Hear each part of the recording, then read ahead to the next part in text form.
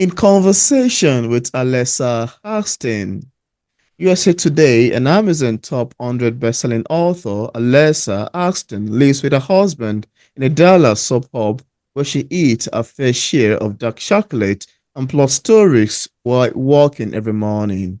It's a being fiend, the diplomat, and severance a favorite who enjoys travel, sport, and time with her family. Historical romances bring to life lovable rocks and dashing knights, while our contemporary romantics are light and flirty and sometimes contain a bit of suspense.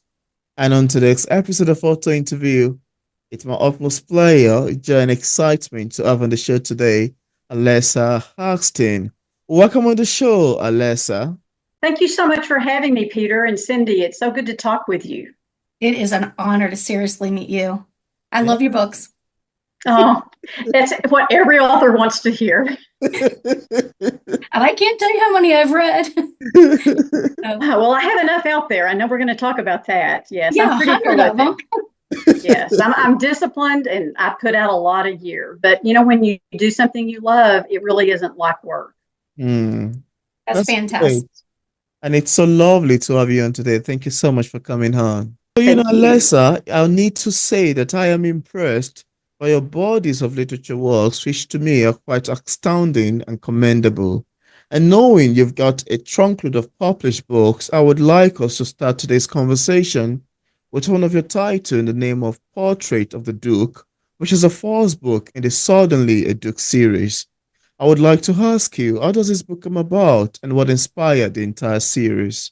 Well, let me show your listeners out there. Here's a copy Beautiful of cover. Portrait of the Duke. This is from a Regency historical series. And what I did is actually merge two themes together in this. The first is one of my favorite themes, which is a fish out of water. This book has series has 8 books in it, and there are 8 heroes who weren't meant to be the Duke, and yet suddenly the dukedom has been thrust upon them. So they are a fish out of water. Some of them are former soldiers, some are farther down the line, third, fourth sons, never thinking they were going to inherit such a lofty Mm, title. And so they're having to learn how to navigate their way through the waters of polite society. On the other hand, I love a strong woman. I love to write strong heroines. And so, with that idea, I ran with strong women who are doing things that are passions for them. And polite society would frown upon these women working, much less becoming a duchess and uh, being a part of them. One of the women, for example, is a musician. She composes music. Another has traveled extensively with her uncle, and she's a furniture designer influenced by her travels. I have another one who trains English Springer Spaniels. And of course, the ton back then, that's all they wanted to do was hunt and have their dogs. And one of them is even a female Bow Street runner. And those were investigators, private investigators back during the day. So I gave each of these women an occupation, a passion they wanted to pursue. And that's what happens in Portrait of the Duke. As you can see in the cover, or hopefully you can, Margaret is a portrait artist.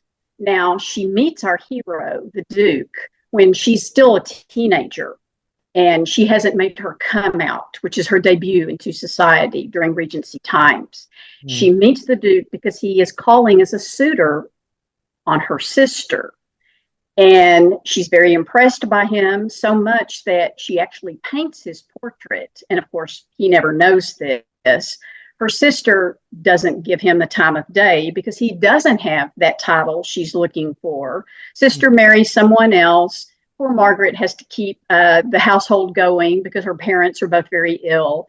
So she does not make her own come out until she is an ancient 4 and 20, which that wow. is just, you were on the shelf back then in Regency times.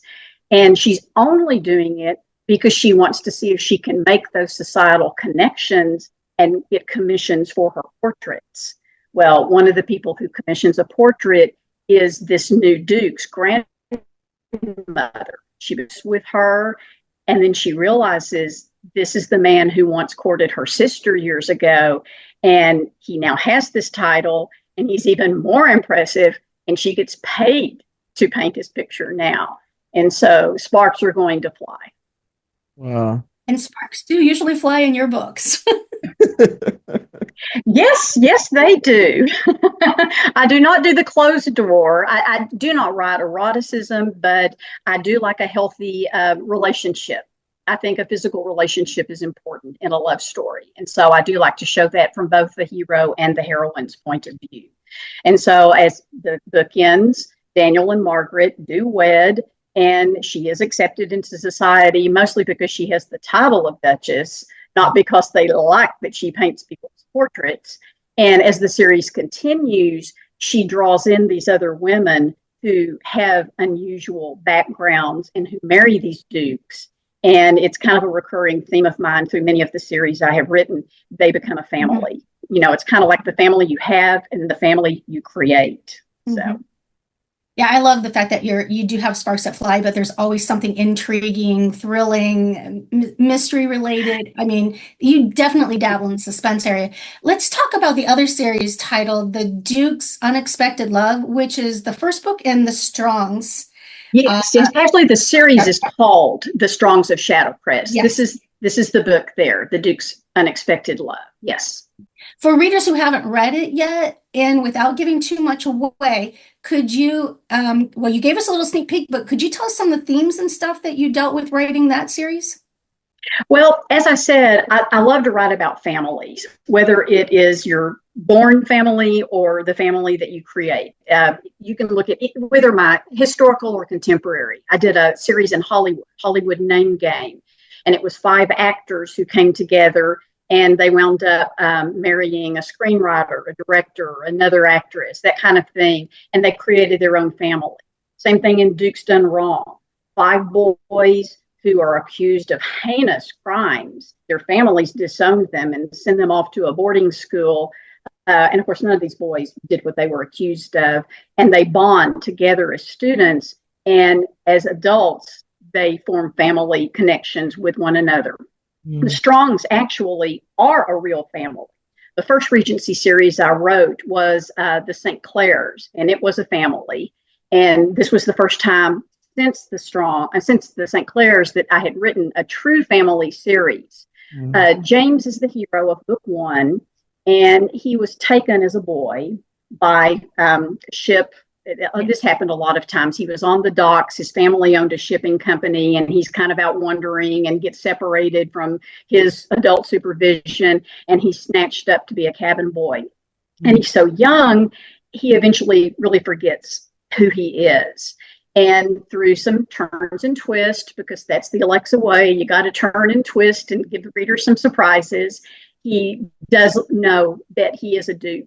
And he goes back and claims his title, and he has 4 half sisters. Wow. And James is good. He doesn't consider these girls half anything. You know, they're family, so they are going to be sisters to him. And when I pitched the series to my editor, my publisher, she was like, "Oh yes, that's great. You know, his book, 4 sisters, 5-book series."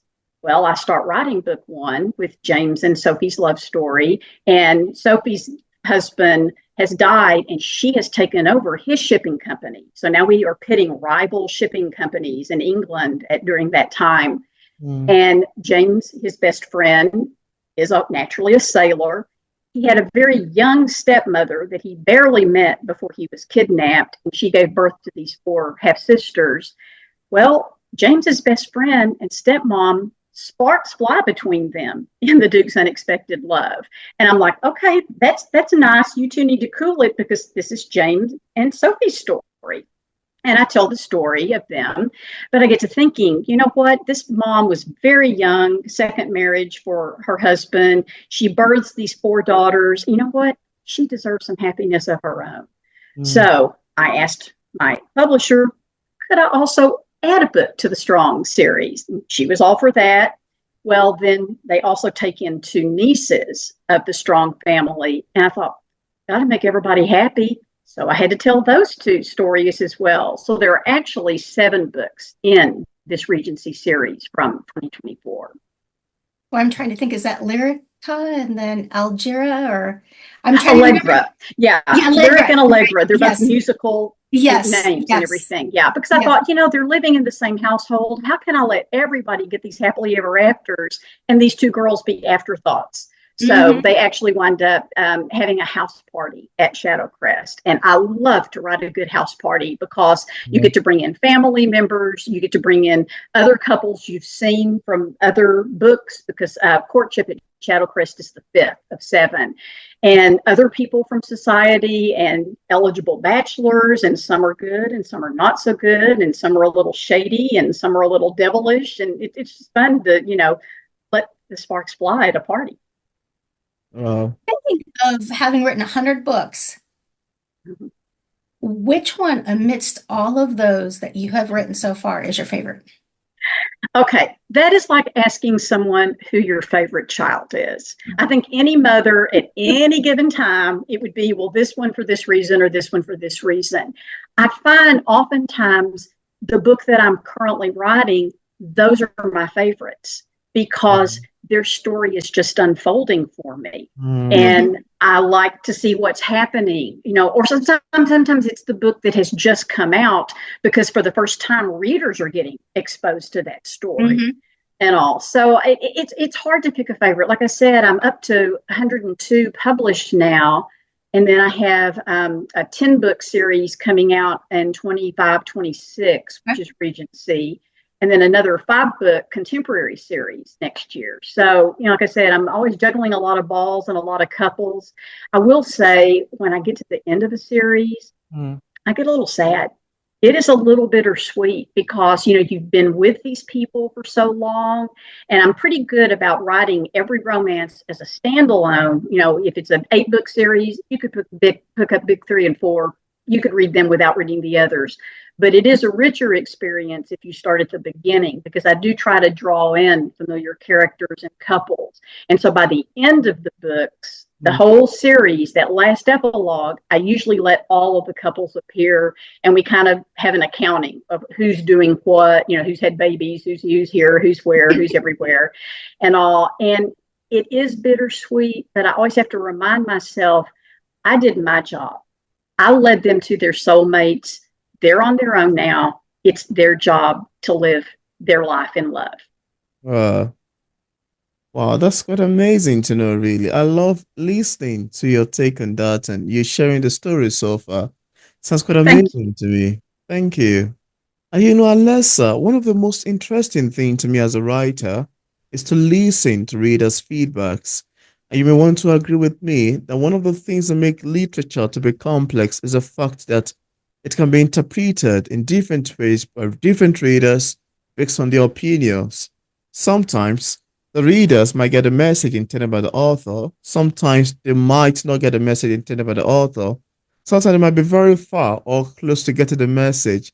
And as interestingly fun as it sounds, I would like to ask you, how do you feel when readers interpret your works differently than you intended? How does that make you feel? It really doesn't apply as much to my genre because in romance, everything I write is happily ever after. I know some writers do happily for now, at least, but I always leave mine with the bow tied and, they have a good, a future ahead of them. So Yeah. I don't really see often people misunderstanding, things that I've written. Now sometimes I get emails or I get direct messages, and it's like, well, I thought you were going to tell so and so's story, or you need to tell so and so's story. It's more of that because at the end of mine, any mystery that has gone on, that has been solved. Yeah. But we were talking about that Suddenly a Duke series, and I mentioned one of the heroines was a Bow Street runner. She Mm, appeared in 2 or 3 because there was a suspense element in those. And I got lots of emails. Are you going to tell her uh, story? Are you going to tell her story? And I did. I saved it for the last. But thankfully, most people interpret love and happily ever after. They know that they're on the right path. So I don't have to uh. worry about that too much. You shared with us your journey and stuff like that when you've gotten criticism and stuff like that. And you said you haven't gotten much criticism because it's happily ever after and stuff. Not criticism on the plot and everything. I'll be honest. I love when readers write reviews. I love when I get a Facebook message or an email and they tell me, "Oh my gosh, this character meant so much." One of my longtime readers was going through cancer treatments. And she reached out to me during those and she said, "You know what? I'm reading your Duke's Done Wrong series again. I liked it so much the first time, and I'm sitting here and I'm going through chemo, and these are like old friends keeping me company and everything." And so that's lovely to hear that. As far as negative reviews go, yeah, I've seen a few. I try to avoid looking at them. I'll be honest. Everybody, every reader, they have the right to their own opinion, and they're either going to like my stuff or they don't. I'm the same way. Some people like strawberry ice cream, somebody likes chocolate better. Somebody likes a romance movie, somebody likes a cop action adventure movie instead. Either you like my stuff or don't, and you can, tell the public what you think of it. But I don't want that negativity in my headspace. And I'm telling the stories I want to tell. Yep. And if you like it and appreciate it, great. And if you don't, more power to you. I just choose not to read those.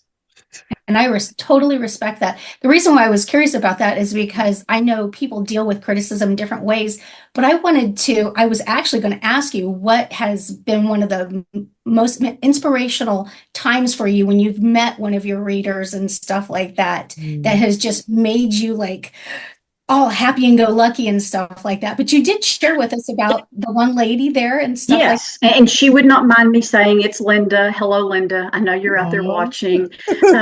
She has read literally everything I've written. We are in touch every single day. It is so lovely. Every single morning, she just sends me a little message that's just a good morning, have a great week, some little meme with an animal because I'm an animal lover and everything. But it's nice that we built this friendship, and we've been able to talk about other things. She's cancer free now, which I'm delighted at. But yet she still tells me sometimes, well, I went back and I read Finch's story again. I just love Finch and Victoria so much, and it's just, it's so great when these people are real. The people that I write, they're real to me. They're in my head. I see them as I write. It's like I run a movie in my head. And if I type, he walked into the room, I see he's entering on the right side or the left side. I know exactly where he's sitting, what he's doing. It's just like the movie is running and I'm kind of recording, what's happening. So these people are very real to me.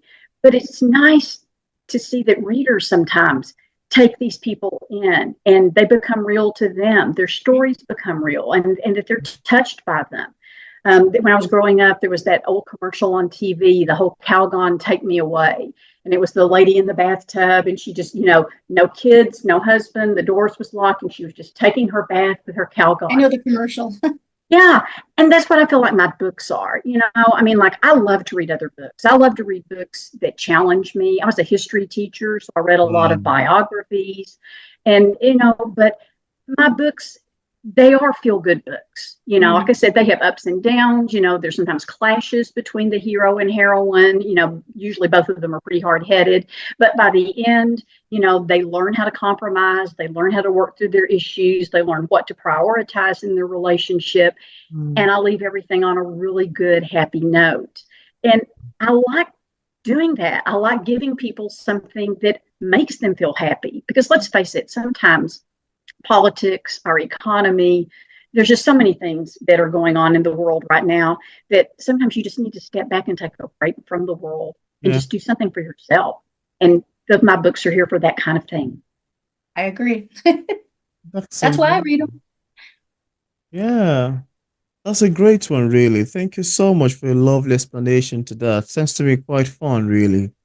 And now I'd like us to delve a bit into inspirations and ideas because I've been always surprised about how novelists like yourself would sit down and craft long sentence. I mean, for somebody who has written a trunkload of books and novels like yourself, would sit down and craft long sentences and bring words together in a way that sentence makes paragraph, and paragraph makes pages, and pages make chapters, and chapters eventually coming together to make a great novel. And this always leaves me thinking, how did they get the idea to put these things together?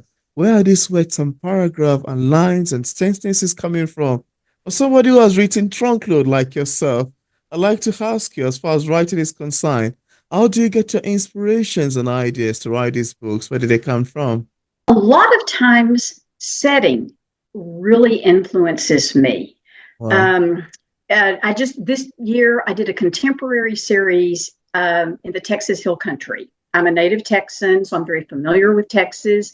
And so the Hill Country is known a lot for the wineries that it has and the beautiful landscapes.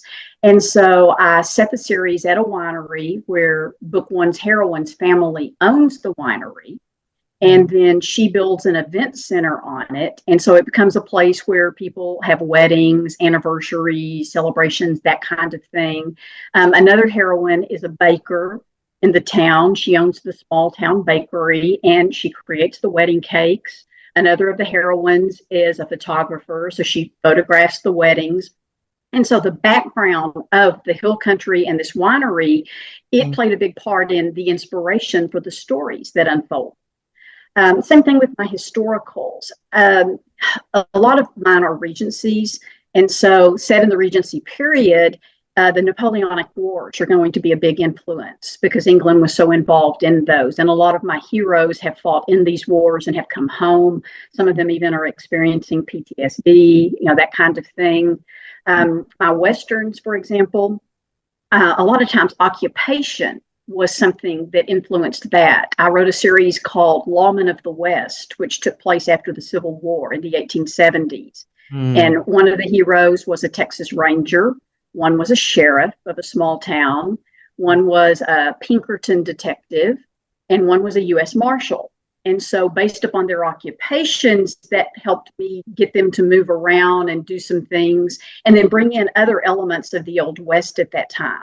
For example, opera houses were a huge thing in the Old West. And most people wouldn't have thought that, but these old Westerners, they went to the operas and they did other things there. They also had, theater productions, plays, and what we would term vaudeville now. But opera singers were a big deal. They would tour the West and go to Denver and San Francisco and these growing Western towns. So a lot of times, like I said, it's setting, and my medievals, it depends upon who's on the throne, that king and what's happening at that time, what battles he's involved in, what political negotiations and machinations that are going behind the scenes are happening. So that's part of the inspiration. Another part really is the characters themselves. When I write, and I know this is going to sound silly, it will take me 2 or 3 days sometimes to land on the perfect characters' names. Wow. And they have to balance each other because I'm going to be writing these two names over and over and together. Once I come up with and I land on that perfect name, then I create a physical portrait of them. So I know exactly what they look like, if they're athletic or if they're klutzy. And then I move into character traits. Are they loyal? Are they friendly? Are they shy or outgoing? And then sometimes based upon their character and the opposite person's, that gives me some instances of push-pull. If I have an outgoing hero and a shy heroine, or the opposite. I'm writing one right now where my hero stutters. He has a terrible stutter. And it was something that was very looked down upon, back in the Regency era. And so I've gone back and researched things that they would do back then to try to get over it. And he sings, he recites poetry, that kind of thing. So I've been able to pull in things about his stuttering and how he tries to overcome it. And of course, she is very outgoing. Well, he's shy because he's afraid to open his mouth because he's afraid, the wrong thing might come out. And so sometimes just the balance and the contrast between the characters, that also can influence the plot and inspire me. Wow. That's very interesting to study, the stuttering aspect and how to bring a book evolve around that. If I'm understanding things correctly, you got into writing kind of late. Yes, I did. When I was young, I think I came out of the womb wanting to be a writer. my stuffed animals, my dolls. I was always making up stories and playing this and this over here. And when I was little, elementary school, junior high, I was writing stories. Um, I wanted to be a writer. I majored in education, Wow. and I thought I was going to teach by day and write by night. Well, Mm. every teacher out there that's listening right now has fallen off his or her chair laughing because they know when you're teaching, it is all consuming. It is 70, 80, 90 hours a week. I mean, you are lesson planning, you are grading, you are calling parents, and then you add a family on top of that. You've got to cook and clean and change diapers and do laundry and all. And I just never was able to write because I was so dedicated to my teaching and my family. And then I stepped away from teaching. I did 30 years in the classroom, and I did 2 years of consulting after that. So I worked Wow. with brand new teachers and their mentor teachers. And I also worked with teachers who taught K through 12 social studies. And I did those for 2 years, and I really loved the consulting. But I thought, you know what?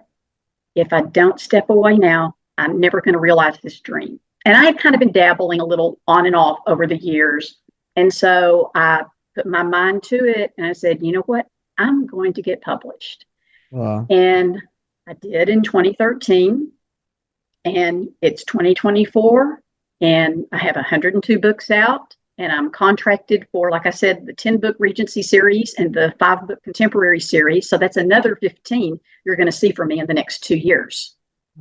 Impressive. So I would assume if you add 30, you'd probably have about 300 books done by now. If you started back then.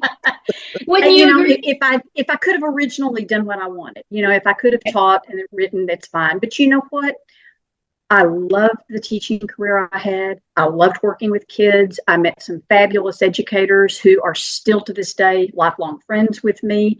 And I think I almost appreciate the writing more now. It's almost a little sweeter because I did have this previous career for 32 years. And now the last 12 years, I've, gotten into the writing. And, as much as I love teaching, I think I love writing more. Writing, I can sit in my chair in my sweatpants. I don't have to dress up and go in the classroom. So in other words, you got to touch the souls of the children, and now you get to touch souls of the adults, and we get to enjoy and escape in your stories.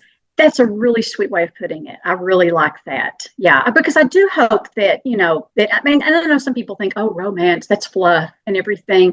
But you know what? Sometimes it's a book for your soul. I think romances really do, help heal people, help give people hope and faith and what's to come for them.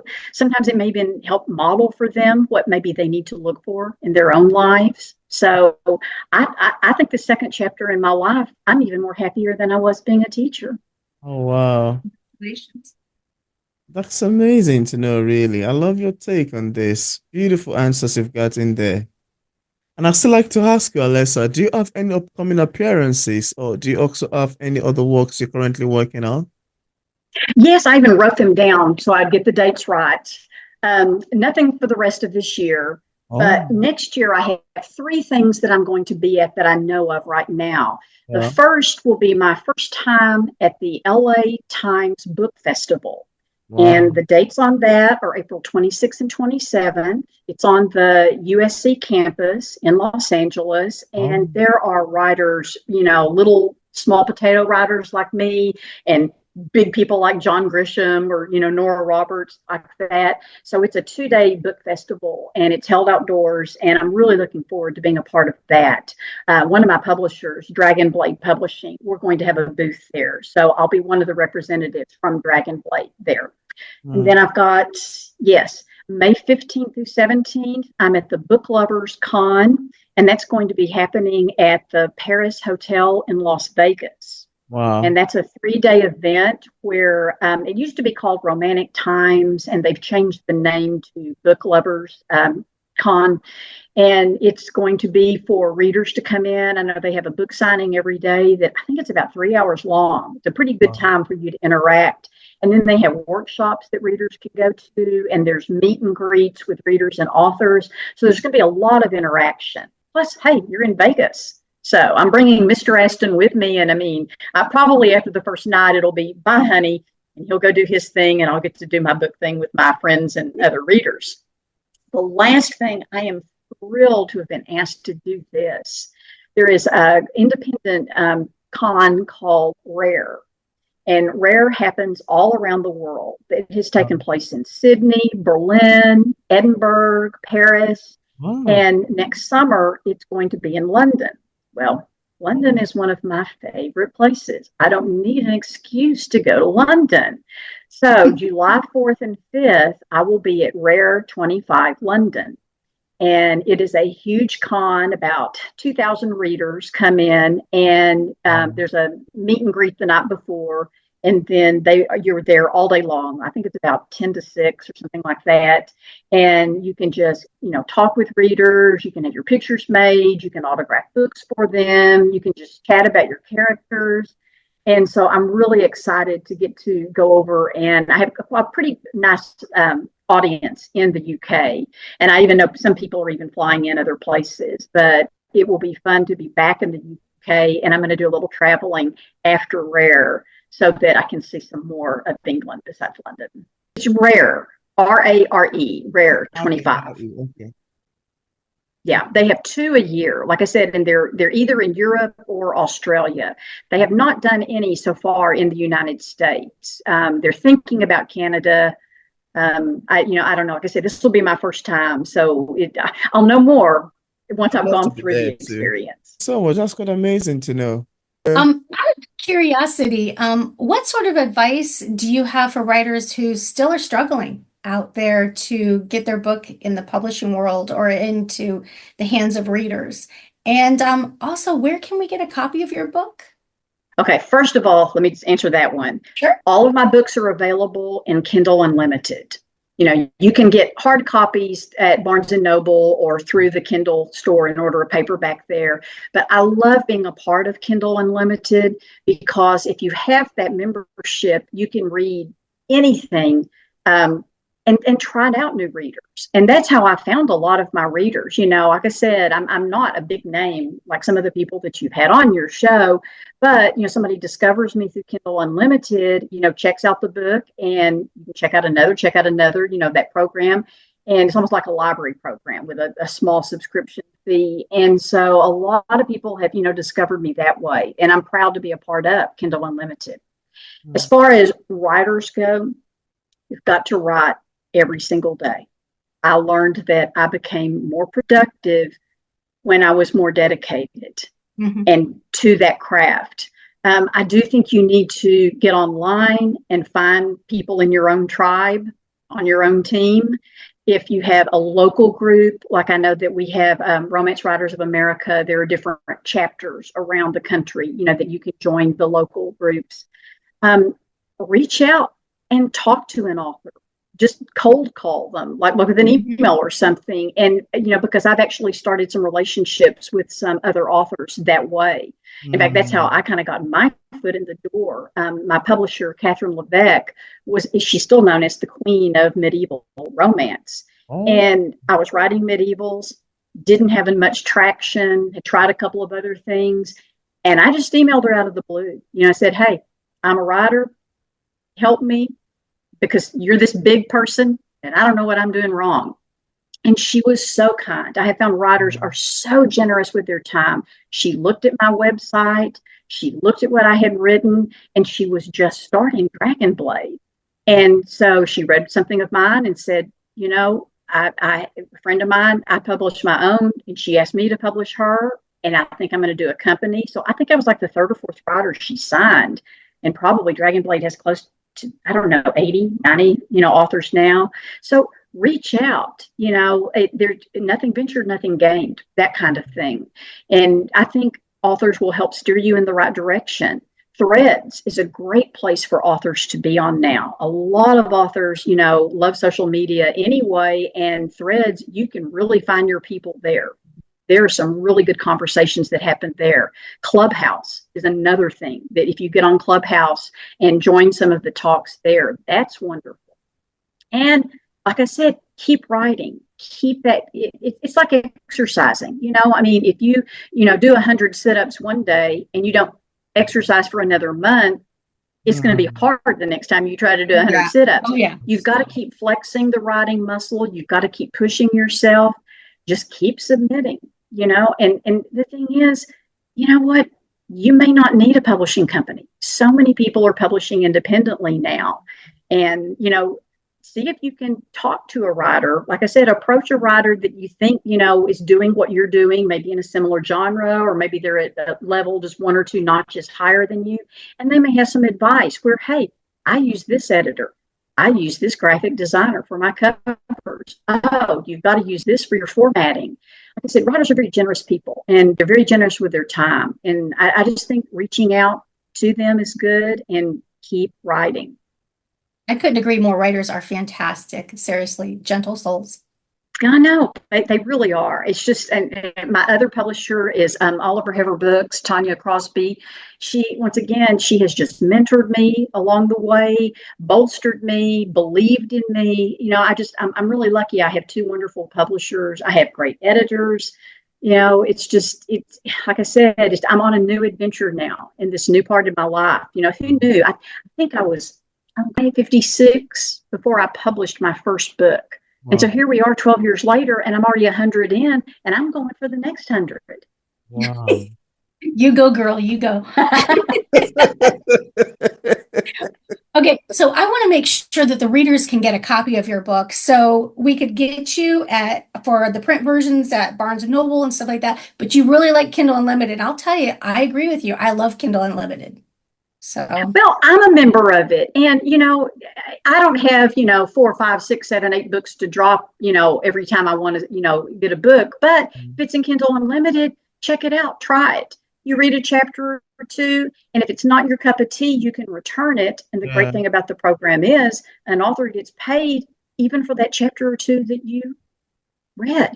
And then you can discover new authors that way. I found one author through Kindle Unlimited, and I've read everything that she's written now, and I mean she's just an auto buy for me, and it's a cool program. It really is. You can see if you go to my website, alexaaston.com, you can see all of my book covers, blurbs on all of them, excerpts from all of them. So just, go to my website, alexaaston.com. And that way you can kind of just become exposed. Okay, we better make sure all your listeners are hearing this, Peter. Yeah. And I actually left a link in the discussion part of this interview where interested viewers can get a copy of Alessa Aston's books directly on Amazon Kindle and Barnes & Nobles, on our website, and also another platform. Also left link to our social media pages for possible followings. So thank you so much, Alessa, for accepting the invitation to be on today. So lovely having this lovely conversation with you around your beautiful titles. I learned a lot. I took a lot of notes while you're speaking with my pen in here beside me, and it's quite amazing. Thank you so much for coming on.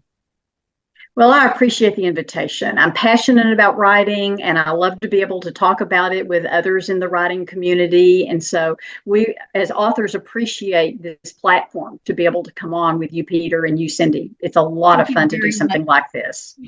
Thank you. Thank you. An inspiration.